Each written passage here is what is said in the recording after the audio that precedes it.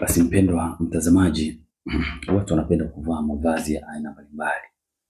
Kila mtu anapenda vazi la aina fulani na angependa aonekane kwa namna fulani.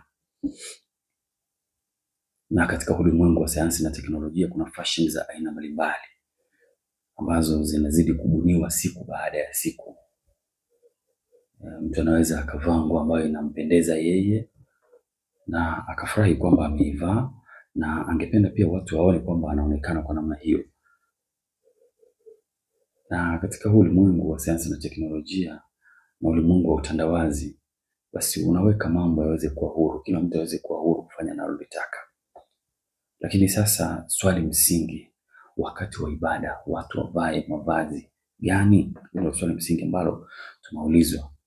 Na maandiko matakatifu yanatuambia nini kuhusu mavazi? Tuanze kwa kurejea maandiko matakatifu, kitabu cha Kumbukumbu la Sheria sura ya 22, sura ya 22 aya ya 5, sura ya 22 aya ya 5. Kitabu cha Kumbukumbu la Sheria sura ya 22 aya ya 5, neno la Mungu linasema hivi: wanawake wasivae nguo za wanaume na wanaume wasivae nguo za wanawake. Anayefanya hivyo ni chukizo kwa Mwenyezi Mungu, Mungu wenu. Kumbe kwa mujibu wa neno la Mwenyezi Mungu, kwanza kabisa, haijalishi ni wakati wa ibada au si wakati wa ibada, mwanaume avae nguo za kiume na mwanamke avae nguo za kike. Huo ni utaratibu ambao umewekwa na Mwenyezi Mungu peke yake. Jinsia zipo mbili. Katika kitabu cha Mwanzo Mungu alimuumba mwanaume na mwanamke, akawabariki, alitenganisha hata majina yao, Adam na Eva. Hizi ni jinsia mbili tofauti.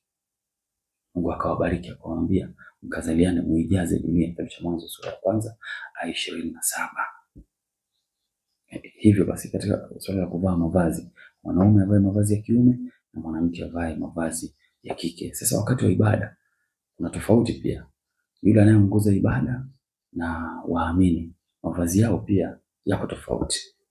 Kwa upande wa mapadri, tukisoma katika kitabu cha Kutoka sura ya 28, Mwenyezi Mungu alisema wavae mavazi ya sampuli hii.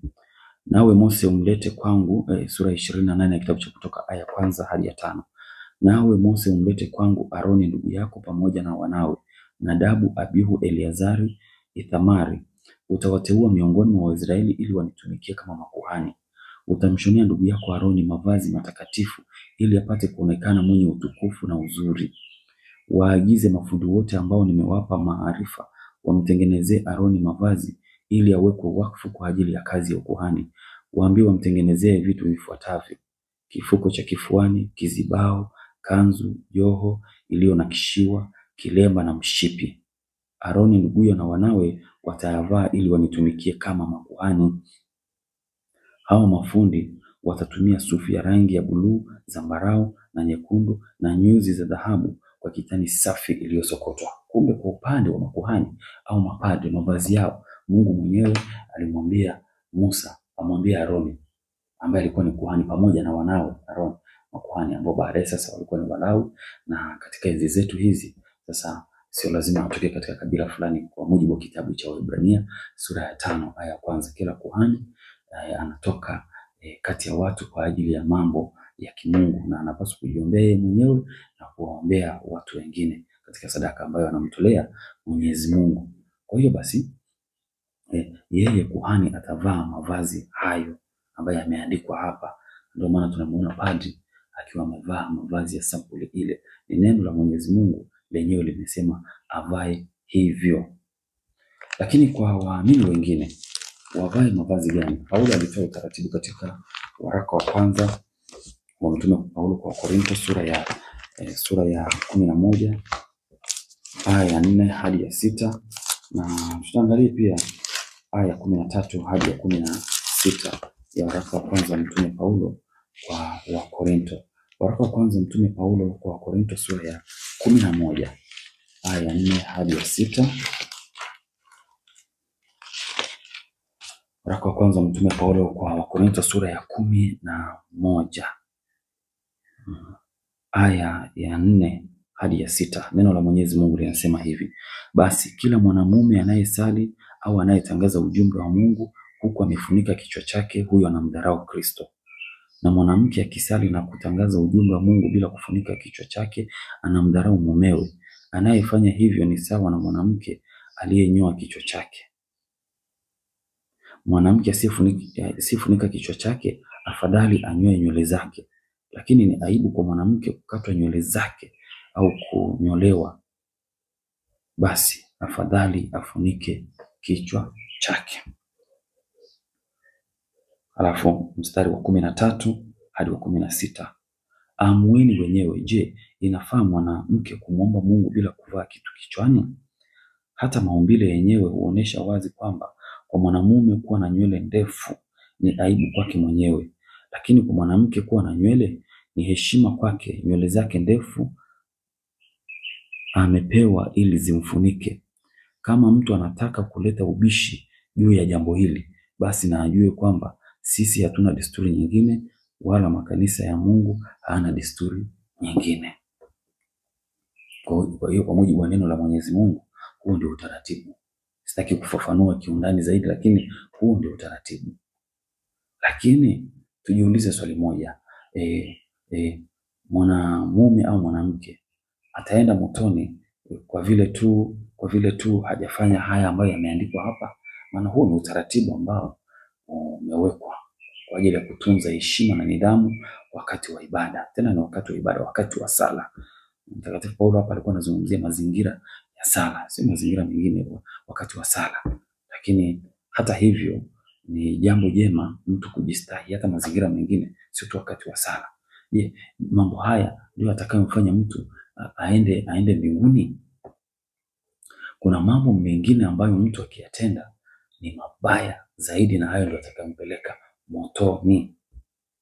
Tukifunga katika waraka wa kwanza mtume Paulo wa Korintho sura ya 6 kuanzia mstari wa 9, neno la Mwenyezi Mungu linasema hivi: au je, hamjui kwamba watu wabaya hawataurithi ufalme wa Mungu? Msijidanganye.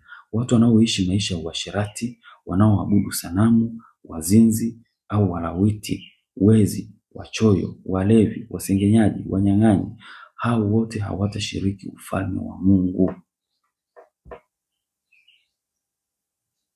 Kumbe sasa kitu ambacho kitamfanya mtu asishiriki ufalme wa Mungu ni haya matendo mabaya ambayo yameandikwa hapa: uasherati, kuabudu sanamu, kuzini, kulawiti, wezi, wachoyo, walevi, wasengenyaji, wanyang'anyi, hao wote hawatashiriki ufalme wa Mwenyezi Mungu.